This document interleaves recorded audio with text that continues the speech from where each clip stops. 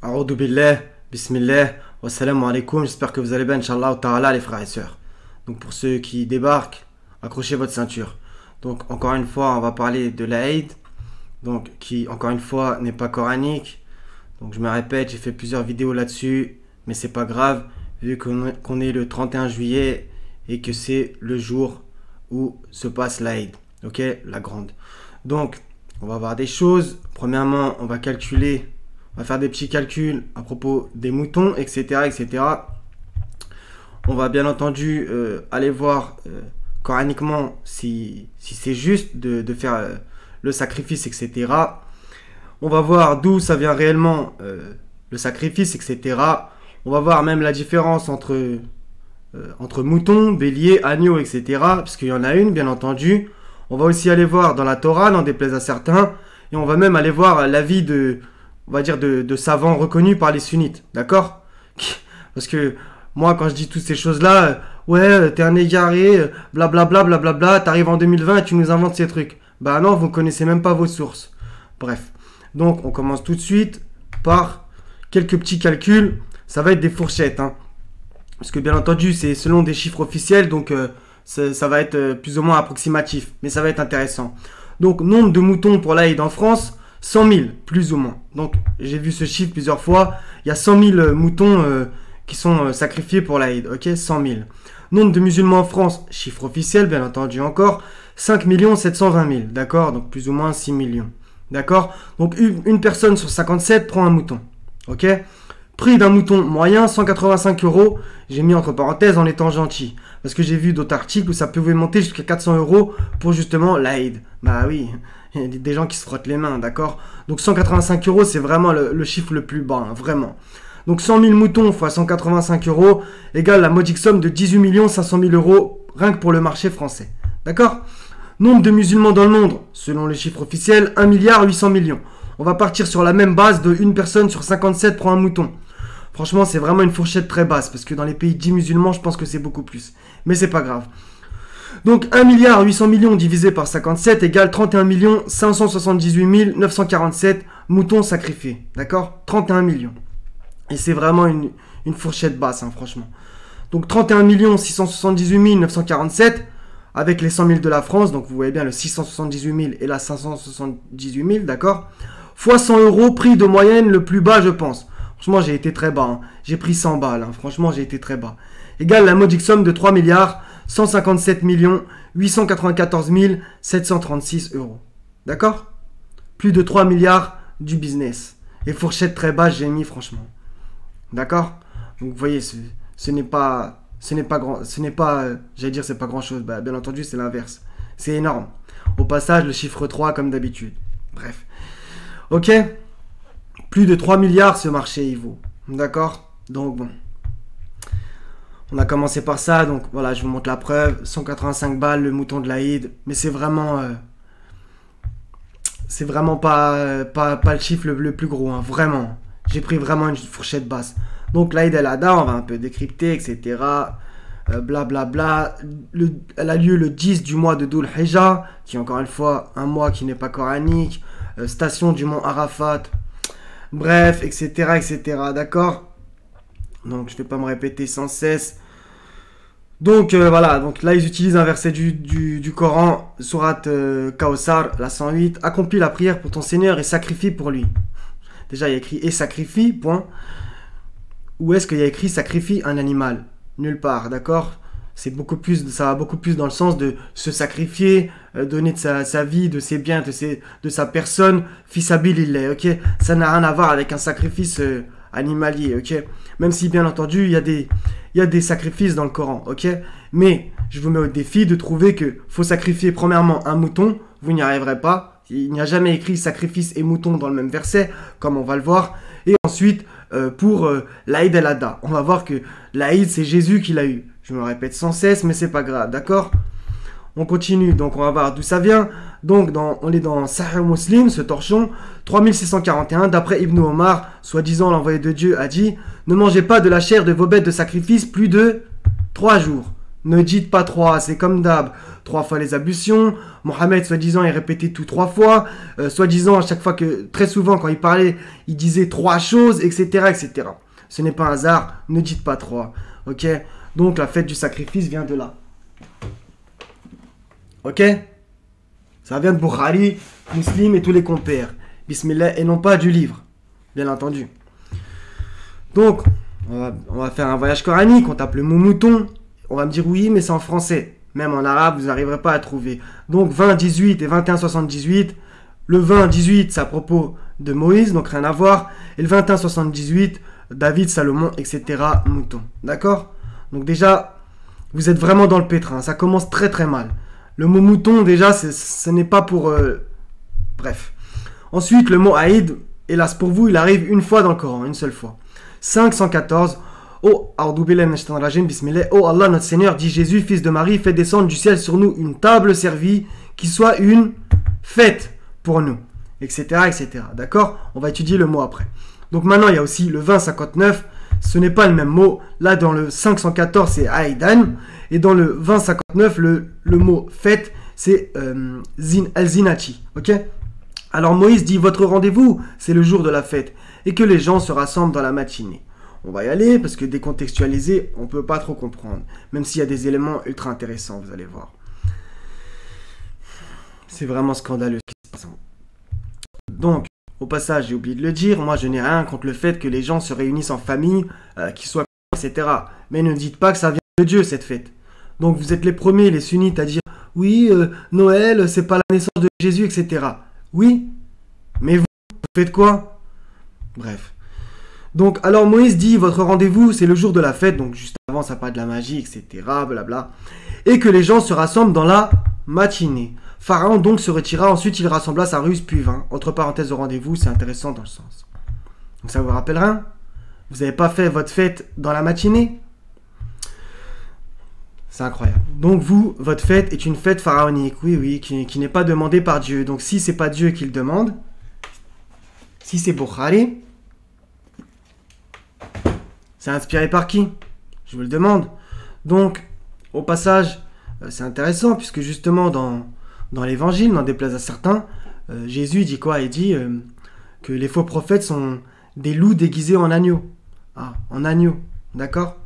Donc, demandez-vous pourquoi on vous fait sacrifier des moutons, et demandez-vous surtout si vous n'êtes pas un mouton, un suiveur. Comme l'indique le titre de la vidéo, d'accord? Donc 514, je vous montre le mot Aïdan, il arrive, et c'est le mot fête, d'accord?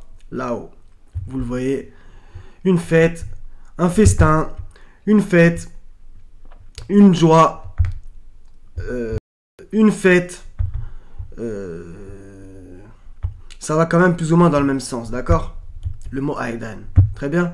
Et le mot dans le 2059, al-zinati, bien entendu, des fois il est traduit par le jour de la para. C'est intéressant puisque zinati, zina, etc., etc., d'accord? Très intéressant. Aïdan, ok. Donc je vous montre la preuve. Occurrence de ce mot dans le Coran, 514, c'est la seule occurrence. Et il y a de la racine, il y en a pas mal. D'accord? Regardez, il y a tout ça, de la racine. Mais la racine ne veut pas dire le même mot. Bref. Donc le 514, c'est le seul verset coranique où il y a l'Aïd. Donc premièrement, c'est Jésus qui a l'Aïd. Deuxièmement, le mot mouton n'apparaît jamais en rapport avec le sacrifice. Donc déjà, vous êtes dans l'hérésie, premièrement. Ensuite, vous faites cette fête le 31 juillet, plus ou moins 70 jours après la fin du Ramadan. Bah ouais, mais votre mois de Ramadan, déjà, il n'est jamais dans le bon tempo, puisque vous, votre calendrier hégérien est une supercherie, une escroquerie qui se base seulement sur la lune. Alors qu'Allah nous demande quoi? 6, 96 et 10, 5 qui vont dans le même sens, et il y a aussi le 17, 12. Fendeur de l'aube, il a fait de la nuit une phase de repos, le soleil et la lune pour mesurer le temps. Voilà l'ordre conçu par le puissant, l'omniscient. Ok, pareil. Et là aussi, et le calcul à propos du soleil et de la lune. D'accord? Donc, ça va pas vous plaire.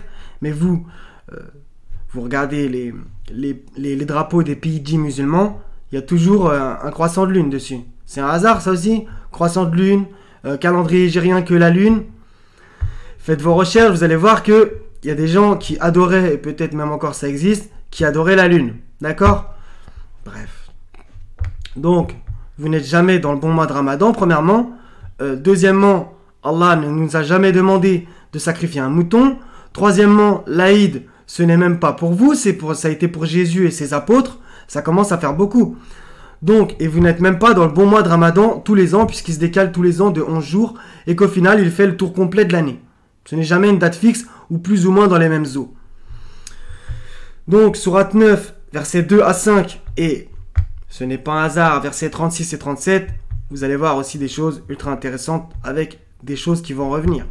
D'accord? Et c'est dans la sourate 9, donc le chiffre 9, selon mon interprétation, ma compréhension, et évident, c'est quelque chose de très intéressant. Donc, verset 2, parcourir la terre durant 4 mois, etc., etc. Limite, ça va paraître bizarre ce que je vais vous dire, mais ne lisez pas le reste et partez direct au verset 5 et prenez juste cette petite partie. Après que les mois sacrés expirent, ok? Verset 2, parcourir la terre durant 4 mois. Verset 5, après que les mois sacrés expirent, ok? Donc ça veut dire quoi? Si je te dis, tu pars 4 mois en vacances, tu vas me dire, oui, bah, je pars en janvier, en avril, en juillet et en décembre. Non, ça sous-entend que parcourir la terre durant 4 mois, c'est 4 mois d'affilée. Puisqu'il y a écrit ensuite au verset 5, après que les mois sacrés expirent. Pour moi, c'est évident que c'est 4 mois qui se suivent. D'accord? Donc, vous allez voir, ce n'est pas un hasard. Du verset 2 au verset 5, il y a 1, 2, 3, 4 versets. D'accord? 4 versets. Donc, on a encore le chiffre 4. Donc, ce n'est pas un hasard, vous allez voir au verset 36. Le nombre de mois auprès d'Allah est de 12, d'accord? Jusqu'ici, tout va bien, même le calendrier hégirien, il y a 12 mois, d'accord? Dans la prescription d'Allah, le jour où il créa les cieux et la terre, 4 d'entre eux sont sacrés. On revient là-haut, parcourez la terre durant 4 mois. Et au verset 5, après que les mois sacrés expirent. Vous voyez, c'est parfait, hein, dans la même sourate, hein, donc c'est dans la continuité. 4 d'entre eux sont sacrés. Bon, il y en a, ils vont me dire c'est interdit. On peut s'entendre. Telle est la religion droite. Ne faites pas de tort à vous-même. Combattez les associateurs sans exception, comme ils vous combattent sans exception. Et sachez qu'Allah est avec les pieux. Le report d'un mois sacré à un autre est un surcroît de mécréance. Donc là, voilà, je vais finir. Par là, les mécréants sont égarés. Une année, ils le font profane. Et une année, ils le font sacré. Afin d'ajuster le nombre de mois qu'Allah a fait sacré. Ainsi rendent-ils profane ce qu'Allah a fait sacré. Leurs méfaits leur sont enjolivés. Et Allah ne guide pas les gens mécréants. Donc là, il y a écrit mécréance au départ. Il y a encore mécréant. Il y a écrit égaré. Et il y a ensuite écrit méfait. Et après, il y a écrit mécréant. Vous voyez, ce verset, quand même...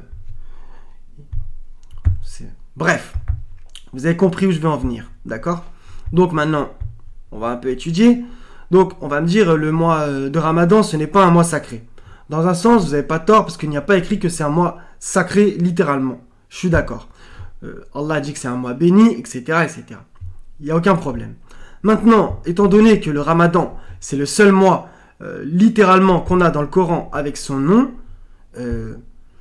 ça, c'est mon interprétation, et je peux me tromper, bien entendu. Je pense que le mois de Ramadan fait partie des mois sacrés. D'accord? Ou interdit selon votre interprétation du mot. D'accord? Donc moi, je pense vraiment que le mois de Ramadan est un mois sacré. D'accord? Bien que Allah dit quand même que c'est béni. Ok? Qu'on se comprenne. Maintenant, vu que c'est le seul mois qu'on a, d'accord? Donc si vous avez une meilleure interprétation, bismillah. D'accord? Très bien.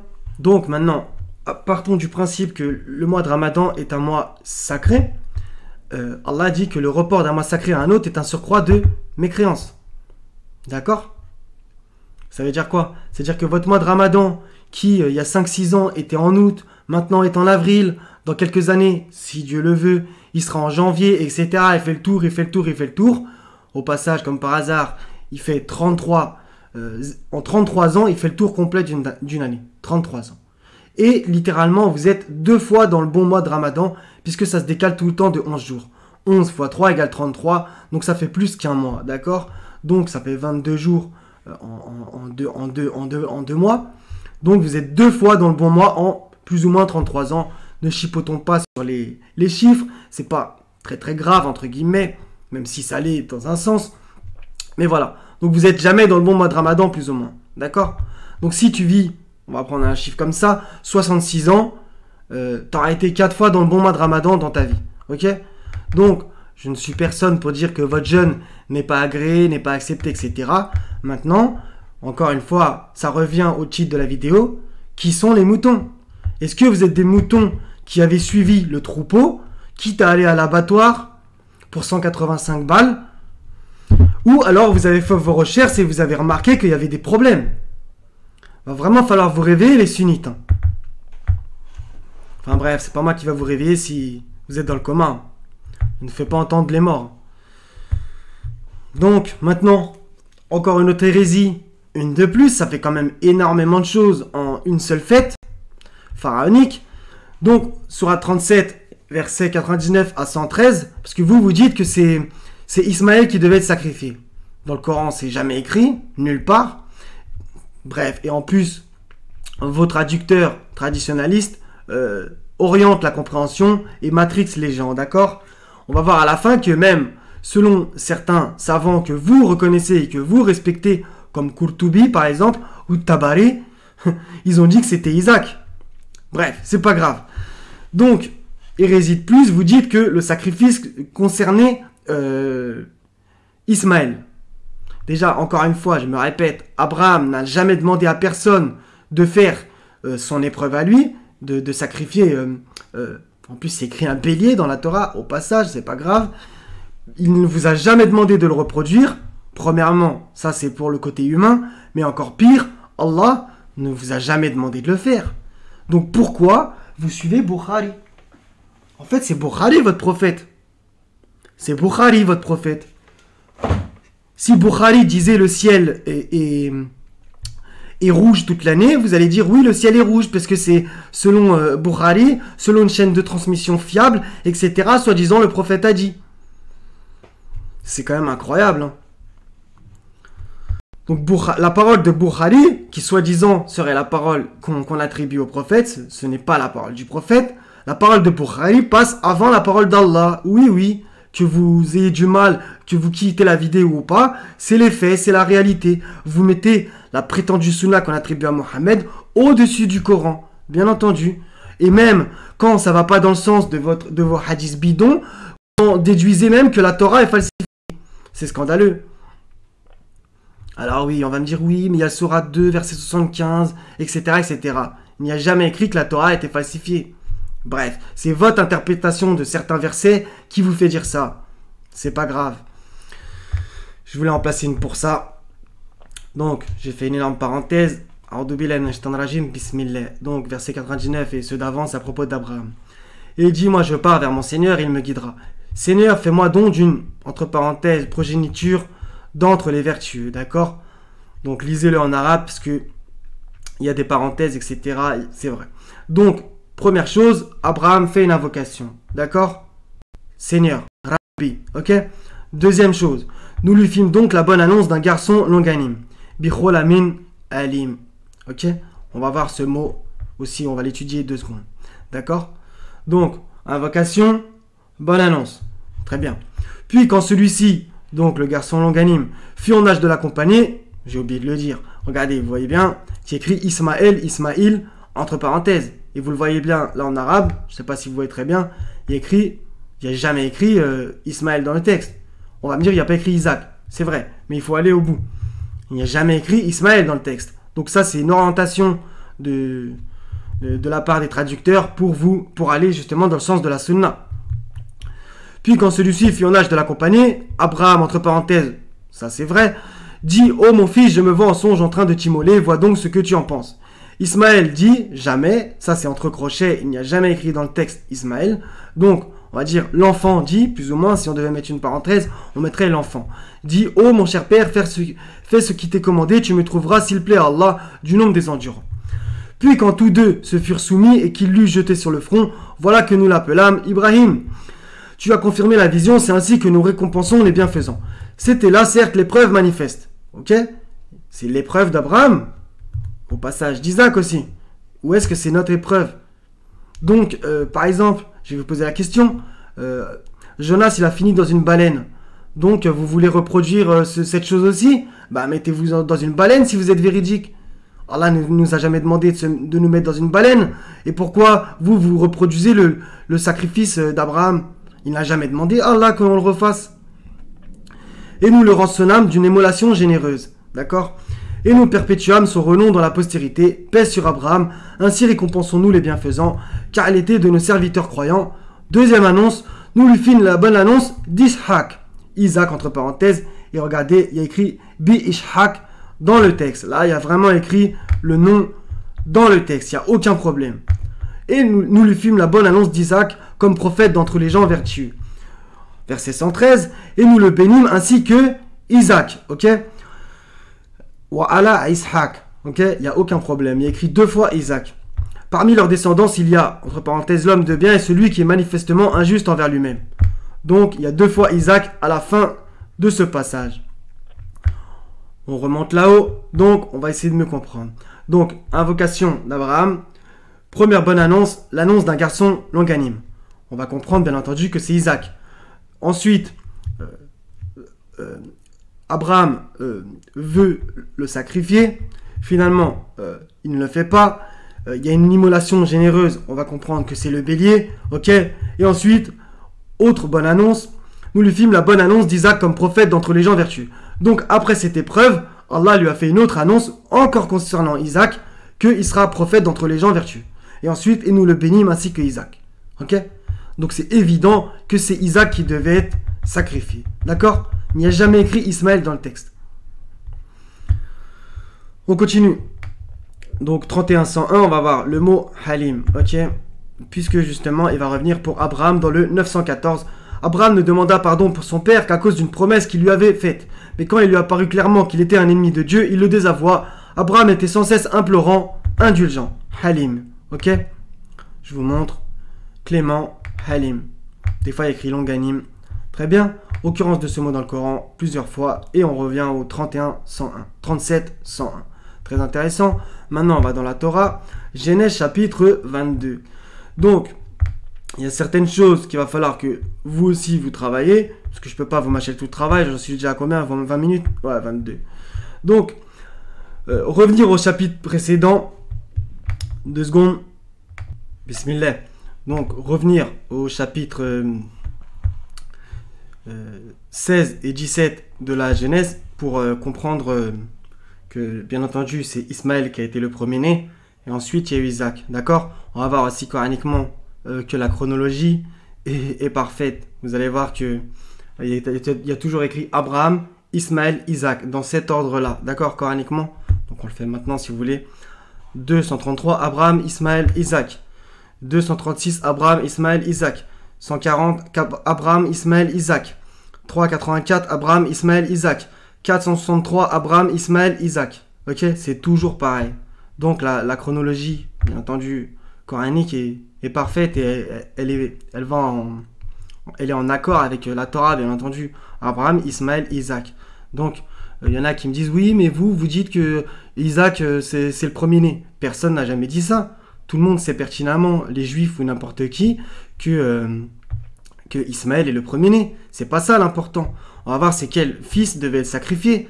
Et là, textuellement, dans le chapitre 22, c'est bien entendu Isaac. Donc, il va falloir aussi que vous méditiez à propos de une phrase en particulier dans le chapitre 22. Après ces choses, Dieu mit Abraham à l'épreuve et lui dit, Abraham, et il répondit, me voici. Dieu dit, prends ton fils, ton unique. Donc on vérifie le mot. C'est bien le mot ben, qui ressemble bien entendu au mot arabe. Là, il y a écrit ton unique, ok? Donc là, ça pose justement un problème à certains, parce qu'ils disent, vous voyez, il y a écrit ton unique, donc ça a été falsifié.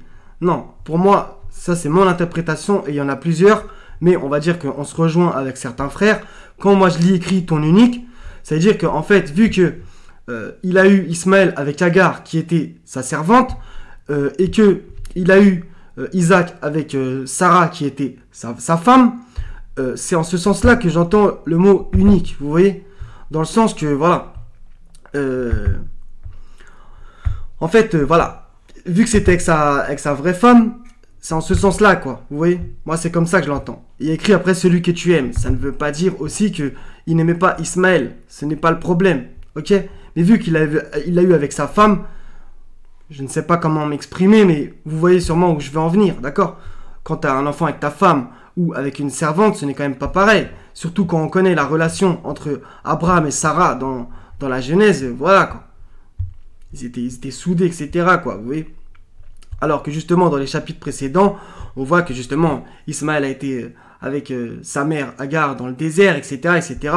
Ça, c'est justement, si je modifie pas sa pensée, c'est la pensée d'un frère, en ce sens qu'il pense que voilà, que ton unique, c'est parce que justement, que Ismaël et Agar n'étaient plus là dans la situation, vous voyez. Ils étaient dans le désert, d'accord. Et il y a aussi un autre frère qui a une autre interprétation intéressante, mais en vérité, nous trois, on va dans le même sens, vous voyez. Ok. Enfin, moi, c'est ce que j'ai cru comprendre. Si au passage, vous m'entendez, les frères, si vous avez envie de mettre un commentaire, ça pourrait peut-être aider des gens, d'accord. Peut-être que vous avez une meilleure interprétation que la mienne. Je pense que quand même, par contre, on va quand même dans le même sens. Donc, excusez-moi pour ces parenthèses. Prends ton fils, ton unique, celui que tu aimes, Isaac. On vérifie dans le texte. Il y a bien écrit Yitzhak. Ok. Il n'y a jamais écrit Ismaël. Va-t'en au pays de Morija. C'est intéressant, Morija. Il faudrait que vous fassiez vos recherches. Et là, offre-le en holocauste sur l'une des montagnes que je te dirai. On continue. Je ne vais pas lire tout le texte, hein, mais franchement, faites vos recherches. Genèse chapitre 22, lisez-le. Il n'y a jamais écrit Ismaël. Jamais. Donc, si vous voulez, on fait Isaac ensemble. Il y a écrit et prit Abraham se leva de bon matin, scella son âne et prit avec lui 2 serviteurs et son fils Isaac, etc. Abraham prit le bois pour l'holocauste, le chargea sur son fils Isaac. Vérifie le mot Yitzhak, il n'y a aucun problème. Alors Isaac, parlant à Abraham, son père, dit « Mon père », et il répondit « Me voici, mon fils ». Isaac reprit, etc. Voici le feu, mais où est l'agneau pour l'holocauste? Abraham répondit « Mon fils, Dieu se pourvoira lui-même de l'agneau pour l'holocauste. » Et ils marchèrent tous deux ensemble. Ça, c'est intéressant, c'est qu'écrit l'agneau, ok. Mais on va voir au final comment ça s'est passé. Il lia son fils Isaac et le mit sur l'autel par-dessus le bois, etc. Finalement, ça ne s'est pas fait. Et on va voir finalement quel est l'animal. Donc, Abraham leva les yeux et vit derrière lui un bélier. C'est le 0352. Aïl, je ne sais pas vraiment comment ça se prononce. Et le mot agneau, par contre, c'est S-E-H. Donc, cerf. Enfin, je ne sais pas comment ça se prononce, qu'on se comprenne. Mais vous voyez que ce n'est pas le même mot. Là, il y a écrit bélier et là, il y a écrit agneau. Donc, Isaac s'est demandé où est-ce qu'était l'agneau. Et finalement, c'est un bélier qui est venu, retenu dans un buisson par les cornes. Et Abraham alla prendre le bélier et l'offrit en holocauste à la place de son fils. D'accord? Donc, on en revient à ce que font les musulmans traditionnalistes. En général, c'est un agneau qu'ils prennent. Donc j'ai vu sur des sites où on peut acheter aussi un bélier. Ce qui, à la limite, si on voudrait reproduire, serait plus littéralement la bonne chose à faire. C'est un bélier. Ce n'est pas un agneau. On va voir qu'il y a une différence entre un bélier et un agneau. D'accord? Donc, résumé, encore une hérésie dite musulmane. Pour beaucoup, en tout cas, puisqu'ils ne sont pas tous à penser ça, ils disent que c'est Ismaël. On l'a vu coraniquement, loin de là. Et dans la Torah, c'est clair, net et évident, dans le chapitre 22, que c'est Isaac qui devait être sacrifié. Ok, quelle est la différence entre mouton, brebis, bélier et agneau? Mouton est le terme général, ok, etc. Le mâle non châtré est appelé bélier, ok. On descend un peu plus bas. La femelle du mouton est appelée brebis, ok. Finalement, l'agneau est le jeune mouton de moins de 1 an, ok. Donc en fait, ça, vous voyez bien que, thoraïquement, il y a écrit bélier. C'est le bélier qui a été offert en holocauste. Et justement, subhanallah, c'est que Isaac se demandait où est-ce qu'était l'agneau pour l'holocauste. Et les musulmans, ils égorgent un agneau bien souvent. Il y en a qui égorgent un bélier, etc., qu'on se comprenne. D'accord? Mais bien souvent, c'est des agneaux. Donc là encore, ils ne respectent encore une fois même pas le texte. Donc pour finir, voilà, donc maisonislam.com, d'autres oulémas disent que c'était Isaac, bien entendu, certains oulémas disent que c'était Ismaël. Et c'est la pensée majoritaire maintenant. Vous demandez, vous faites un micro-trottoir, est-ce que c'est Isaac ou Ismaël qui devait être sacrifié aux musulmans de base de la rue? Ils vont tous vous dire Ismaël, tous. D'autres oulémas disent que c'était Isaac. Cet avis est relaté entre autres de Ibn Mas'ud, qui est quand même ultra respecté. Qatada, Masrouk, Ikrima, Ata, Mukatil, Az-Zuhri. Tafsir Ibn Kassir, 4.18. At-Tabari a donné préférence à ce second avis. Selon lui, il s'agissait de Isaac. Tabari, c'est pas n'importe qui. dans le sunnisme. Pour sa part, Al-Qurtubi penche lui aussi vers cet avis. Tafsir Al-Qurtubi, etc. Il a des arguments. D'accord? Donc au passage, vous demandez même aux musulmans dans la rue, il y en a certains, ils vont vous dire que Isaac, il était juif. Oui, oui. Et vous en connaissez beaucoup, vous, des musulmans qui s'appellent Isaac. Honnêtement, beaucoup moins qu'il y en a qui s'appellent Ismaël. Ok? Ça, c'est vérifiable. D'accord? Donc, il y a cette rivalité, puisqu'ils disent Isaac, enfin beaucoup en tout cas, ils le pensent, ils disent que Isaac, c'est un juif en gros. Et que Ismaël, c'est un musulman. Bah non, les deux sont musulmans. Et les deux sont fils d'Abraham. Donc, je suis obligé de revenir au chapitre 22. Bien qu'il y a bien écrit ton fils, ton unique, celui que tu aimes. Oui, mais cette petite phrase, elle est à comprendre avec les chapitres précédents. Ok? Comme je vous l'ai dit, selon mon interprétation, qui peut être mauvaise, ton fils, sous-entendu, voilà, celui que tu as eu avec ta femme Sarah, et non pas avec ta servante Agar, c'est en cela que moi j'entends ton unique, d'accord? Ce qui ne veut pas dire qu'il n'aimait pas Ismaël. Il faut lire les chapitres précédents pour comprendre que bien entendu il aimait Ismaël, et qu'il y a eu voilà, l'espèce d'embrouille avec Sarah, etc., qui a fait que justement, voilà, en gros, Ismaël et Agar ont fini dans le désert, etc. Mais bon, vous voyez bien que même dans les chapitres précédents, Allah dit qu'il bénira Ismaël, ok? Il n'y a aucun problème. Très bien. Donc voilà, celui que tu aimes, voilà. Donc là, on va me dire, oui, donc ça veut dire qu'il n'aimait pas Ismaël. Non, c'est pas ça. Par exemple, quand on voit aussi que Jacob, il avait une préférence pour Joseph. Est-ce que ça veut dire qu'il aimait pas ses autres enfants? Non, c'est-à-dire que peut-être par rapport à certaines caractéristiques, qualités de Joseph, etc., qu'il est finalement devenu un prophète, etc., il le préférait à ses autres enfants. Ce n'est pas méchant, après, c'est dans un sens, on peut toujours avoir des préférences à certaines personnes par rapport à d'autres, même entre certains amis, ok? Il n'y a aucun mal à ça. On a peut-être plus d'affinités, de points communs, etc., etc. Il n'y a aucun problème. Du moment qu'on n'est pas injuste envers, par exemple, ses autres enfants ou ses autres amis. Vous voyez? Moi, j'y vois aucun problème. D'accord? Et aussi de ne pas réellement le montrer qu'on a une préférence. Ok? Voilà. Donc, je pense que c'était tout. 32 minutes déjà. Donc, beaucoup, ils ont dû lâcher. C'est pas très grave. Ça atteindra que ce qu'Allah veut. Donc, voilà. Résumé. L'Aïd, pas dans le bon moment. Pas coranique. Qu'est-ce que vous voulez que je vous dise de plus? Répétition d'un sacrifice que Allah n'a jamais demandé, que ni coraniquement, ni même thoraïquement, et que Abraham ne vous a non plus pas demandé, et en plus vous dites que c'était Ismaël qui devait être sacrifié. Donc vous voyez le nombre d'erreurs. Sans compter le business que ça fait, plus de 3 milliards d'euros, fourchette très basse je pense, ok? Voilà frères et sœurs. Donc soyez bénis, je vous aime pour la face d'Allah subhanahu wa ta'ala. Wa salamun al-mursalin, wa alhamdulillahi rabbil alamin, la ilaha illa huwa al-azizul hakim, wa salamu alaikum, wa rahmatullahi wa barakatuh frères et sœurs, à la prochaine inshallah ta'ala.